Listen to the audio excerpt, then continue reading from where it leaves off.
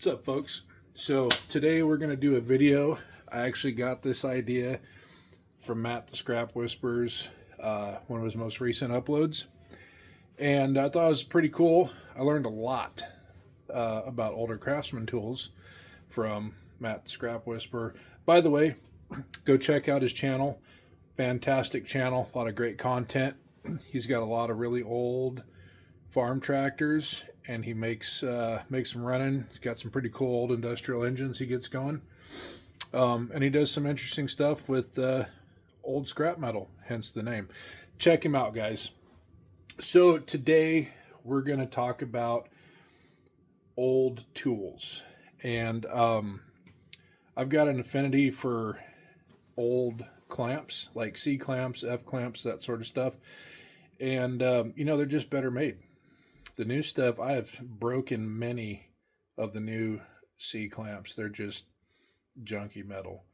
The tools I'm going to show you today, I actually don't use them.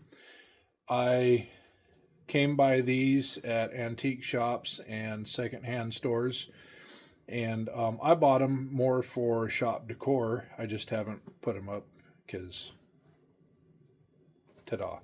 Anyway, so let me show you what we're working with here, and maybe you guys can help me out. Maybe you guys can help me date some of these things. So let's get into it. All right, so what we got here is an assortment of clamps and then a pipe cutter. So we got two different C clamps, and then we got an F clamp. Now, all of these work. They're all in working condition. The F clamp is missing the swivel foot, but it'll still clamp just fine onto that. So up first, we're going to show you here, get it flipped around. We got a Cincinnati Tool Company, made in USA, C clamp. And I think Hargrave 6, number 44. And I actually haven't put a tape on this. I don't know what size this is. But I got this for $4.99 at a use again store. There's something else right there. Oh, there's all kinds of stampings on here. As you can tell, I've never really A-3710. Don't know what that means. But super cool. This is going to go up on a wall somewhere around here. And then we've got a big C clamp. This one is a 12-inch. And you can tell that by the way that is. So, get a light on for you. This one is made by E.C. Stearns & Co., Syracuse, New York. I actually wire wheeled that because it had a bunch of schmutz on it and I couldn't make out what it said. But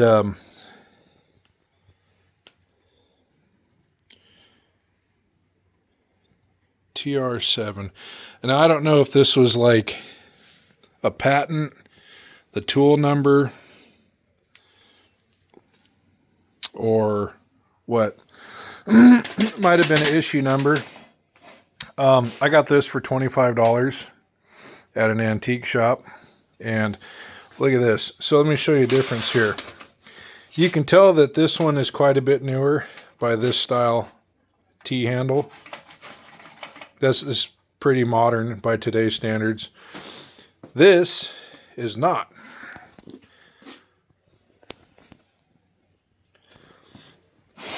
Look at that. You just don't see stuff like that.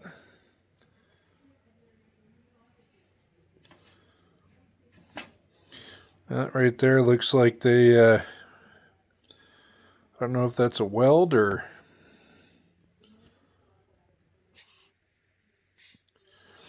But this thing is super cool. I can tell you for sure this is at least 80 years old, if not older. So actually, to be honest, this is the first one I've ever seen like this with the Batman Batwing handle. Excuse me. But I'm on the fence about even cleaning these up. I really like the history that is its appearance. So we're not sure.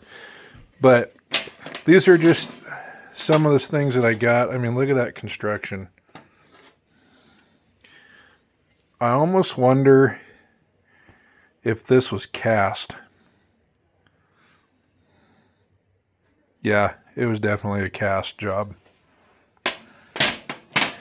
And then over here,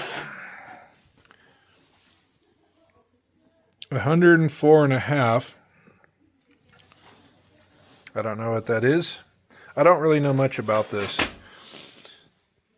And I don't know if that's a maker's mark.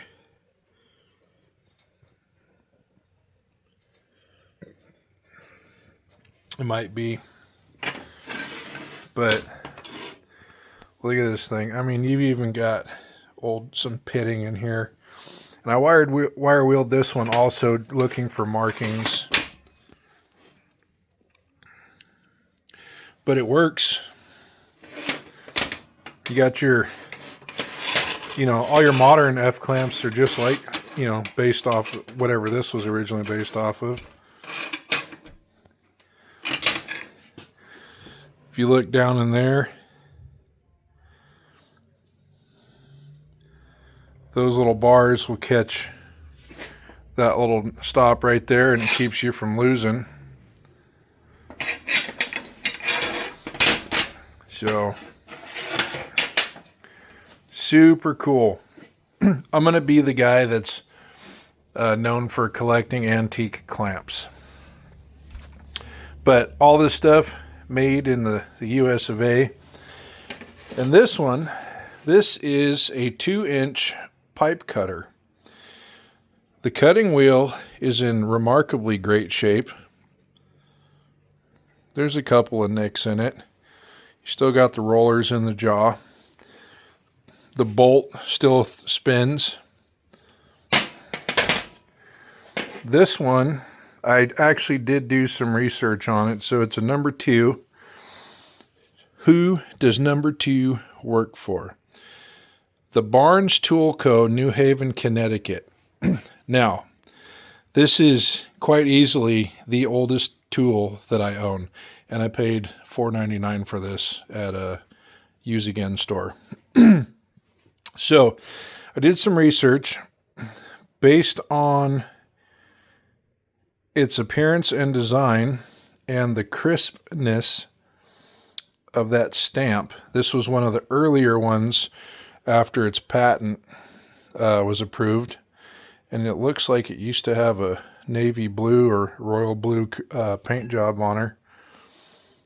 So fun fact about this. This would have been manufactured somewhere around July of 1884. So it's 141, almost 142 years old, and it still works. Now, it might need a little bit of oil.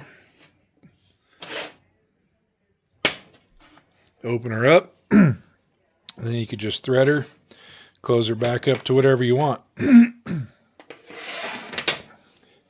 But this thing, this is a serious piece of hardware, and I'm guessing in 1884, it probably would have been state of the art.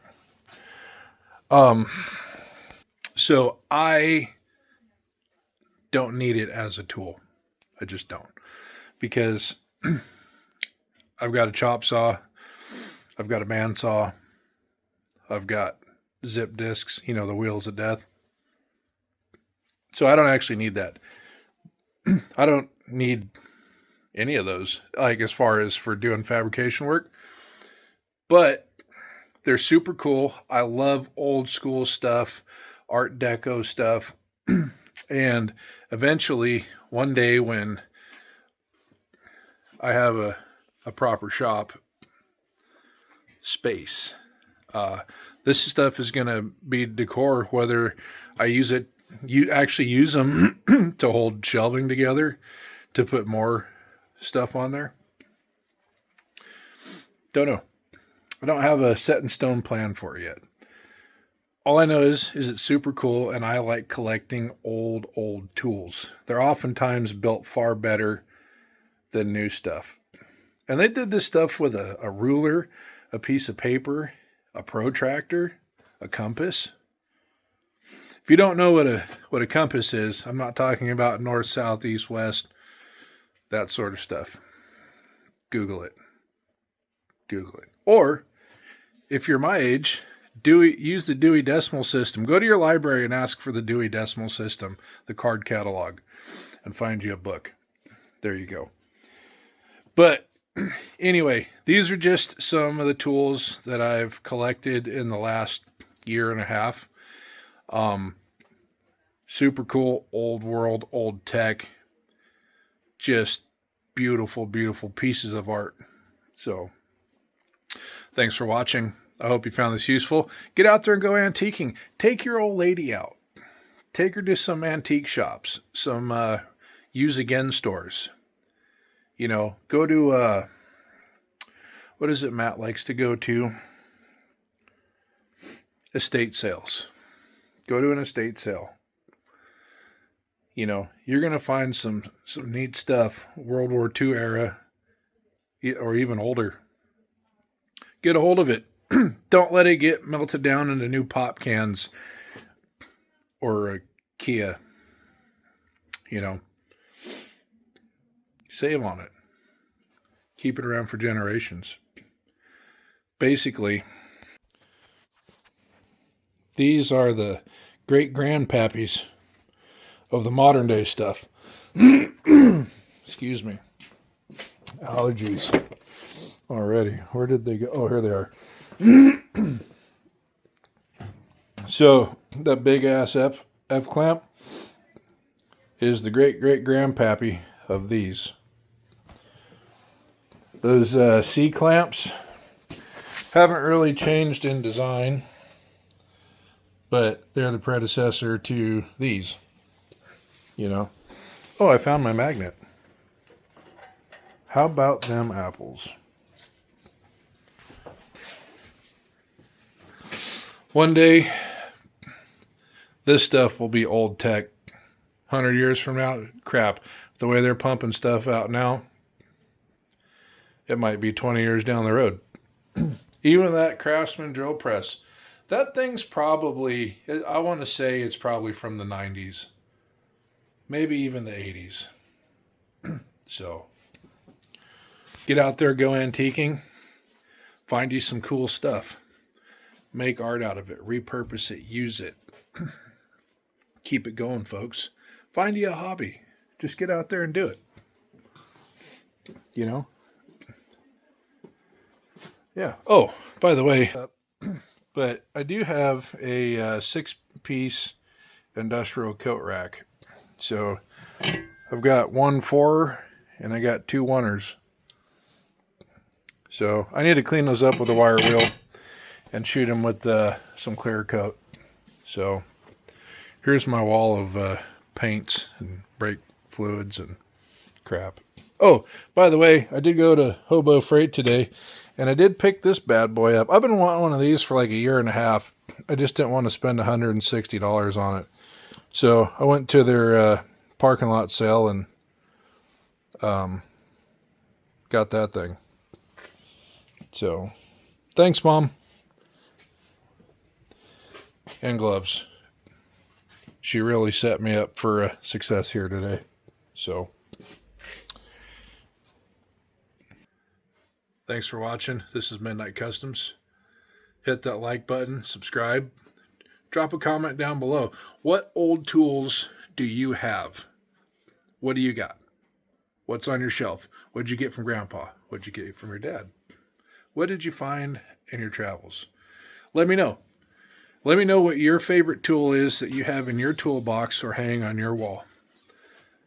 Thanks a bunch, guys. We appreciate you. And we're inching closer to 1,000 subscribers. We're at 826. And I think we're going to do a 1,000 subscriber giveaway. We'll have to talk with the missus and see what we're going to throw in the kitty for that. See you later, folks.